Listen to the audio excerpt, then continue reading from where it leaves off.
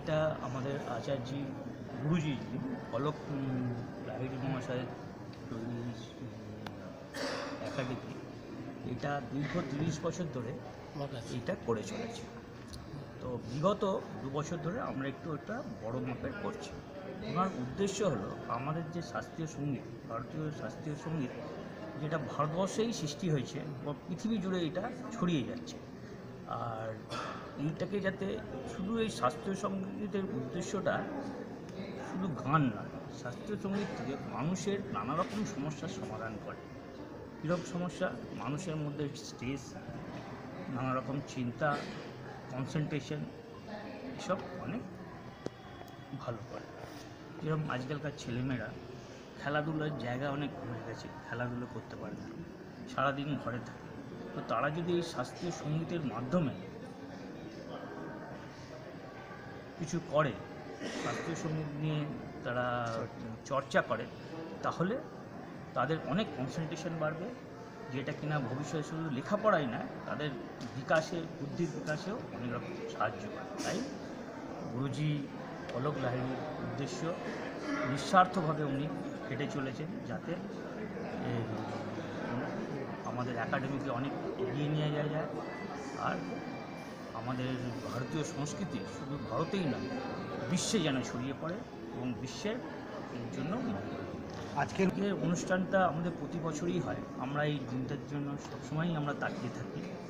তো আজকে যিনি বড় বড় যে শিল্পী অনেকেই আসে, সবচেয়ে বড় যাদের আমরা বলবো, যারা প্রতি বছর কিছু কিছু শিল্পী উঠে আসে এই একাডেমির মাধ্যমে। আজকে শিশু শিল্পীরা দেখবেন একটা এনসেম্বল আসে, তাতে শরৎ এবং ভায়োলিন বাজাবেন, গিটার বাজাবেন, বিরাট সেইটাতে তারা মানুষকে বোঝাবেন, মনোরঞ্জন করবেন।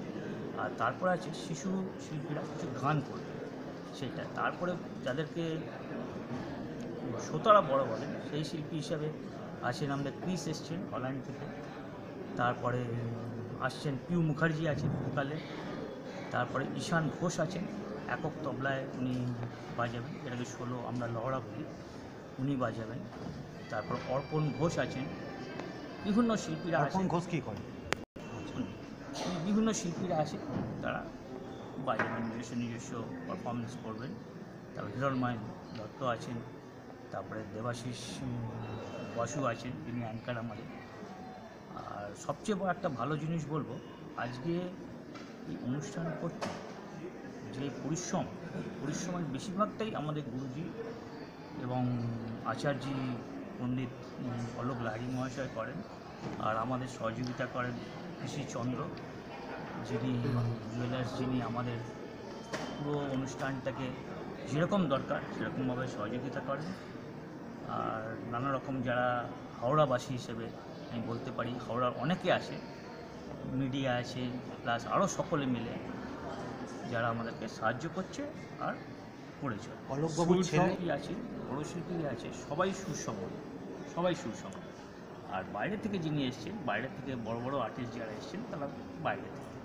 আচ্ছা, হ্যাঁ বলুন আপনি বলতে শিল্পীরা আছে, এরাই ভবিষ্যতে গিয়ে পণ্ডিতজির ছেলে অলোক পারফরমেন্স করবেন না। উনি 17 তারিখ আমাদের একটা অনুষ্ঠান আছে মহানায়ক উত্তম মঞ্চে, তিনি সেদিন ডুয়েট করবেন পণ্ডিত অলোক লাহিড়ী এবং উনি, আর সঙ্গে আছে প্রত্যুষ বন্দ্যোপাধ্যায় তবলায় থাকবে।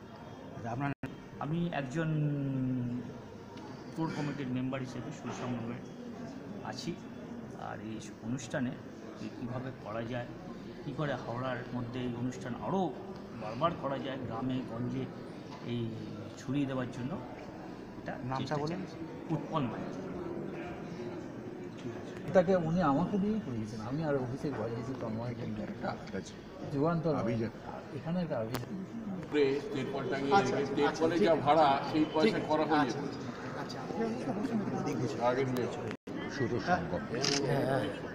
ঠিক আছে আর এখন একটা ঠিক আছে, আসো। Special day. আচ্ছা ঠিক আছে, গজানে ঠিক আছে। বহু মানুষ আছেন যারা উচ্চাঙ্গ সঙ্গীত সঙ্গে যুক্ত, উচ্চাঙ্গ সঙ্গীত পরিবেশন করেন, গান, তারা উচ্চাঙ্গ সঙ্গীতের বড় শিল্পী, সেটা তো আছেই, তার সঙ্গে উচ্চাঙ্গ সঙ্গীতের সমাজদারও আছে বহু। আপনি যদি একবার অ্যানাউন্স করে দেন, যদি 10টা হোর্ডিং বাজারে ছেড়ে দেন, দেখবেন জায়গা দিতে পারবেন।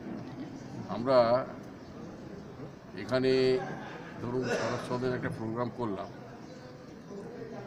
আমরা একটু হিন্দি বিড়ি জ্বালাইলে বা দোঘুট বুঝিবি পিলাতে সারাবি, এই গান যদি চলে দেখবেন ঠাসাপি। কিন্তু সমাজদার উচ্চাঙ্গসঙ্গীত সমাজদারের অভাব। কিন্তু হাওড়াতে আমি একটা প্রোগ্রামে গিয়েছিলাম, সেটা হয়েছিল আলিপুর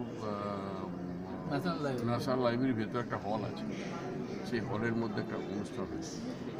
আমি সেখানে হাওড়ার বহু মানুষকে দেখেছিলাম তারাই বসে আছে। যে তারা গেছে। আমি তার উচ্চাঙ্গ সঙ্গীতের শ্রোতা এত আছে হাওড়াতে।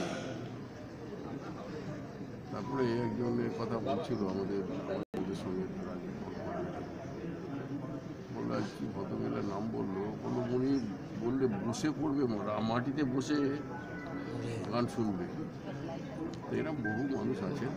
বড়বাবুর মতো সরোদিয়া আছেন, যিনি তার সরোদে সারা পৃথিবীতে বিখ্যাত হয়েছেন এবং পদ্মশ্রী পেয়েছেন।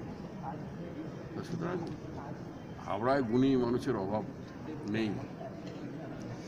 করেও যাচ্ছে। তো উচ্চাঙ্গ সঙ্গীতের অনুষ্ঠান, এটা আমার কাছে একটা রিকোয়েস্ট এসেছিল উচ্চাঙ্গ সঙ্গীতে বড় একটা অনুষ্ঠান করার। আমি ঠিক করেছিলাম যে হাওড়ার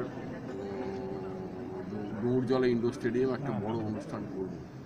এটা পরিকল্পনা আছে, কবে হয় দেখি, উপরওয়ালা যেদিন চায় সেদিন হবে, সেদিন না হলে হবে না। তবে পল্লববাবুদের সহযোগিতা ছাড়া এটা সম্ভব। আমি একটু পাশে এই জেদটা আমার মাথায় এসেছে। দাদা আমাকে যেভাবে ইন্সপিরেশন দিয়েছেন বিগত 3-4 বছর ধরে, আমি দাদার ওপর দিয়েই কথাটা বলছি। যেহেতু দাদাকে করতেই হবে, আমার জন্যে করতে হবে, কারণ আমি সারা পৃথিবী ঘুরে হাওড়াকে আমি কিন্তু নিয়ে সবসময় থাকতে পারি। লাইক অরূপদা আমার এই দাদার মতো প্রয়োজন হয় না, কিন্তু তা ওনাকে আমরা আমাদের তরফ থেকে, সংস্থার তরফ থেকে আমি প্রথমেই ওনাকে সম্মানিত করে ওনার হাতে মাইক্রোফোনটা তুলে দিচ্ছি। আমাদের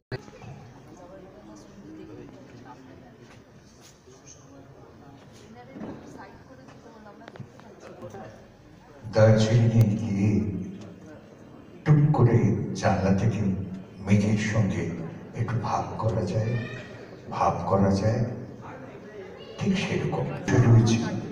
তার বয়স 180 বছর। এটা আইকনিক, এটা হেরিটেজ, মানে আমাদের ঐতিহ্য। সুপুত্র অভিষেক তাদের স্মরণ বাদন দিয়ে এই দরদ ভরা আঙিনার নবসাজে সজ্জিত হয়ে সুরের মূর্ছনা ধারণ করা।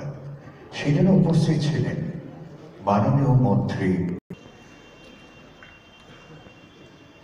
সেই অলোক, বন্ধু অলোক, বলতে পারেন এই এক অলোক সামান্য অনুভূতি।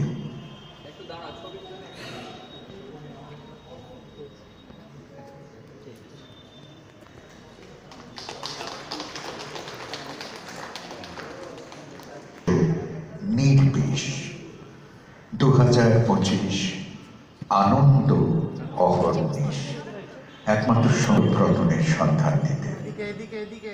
আস্তে আস্তে এটা সুর সঙ্গমের নিজস্ব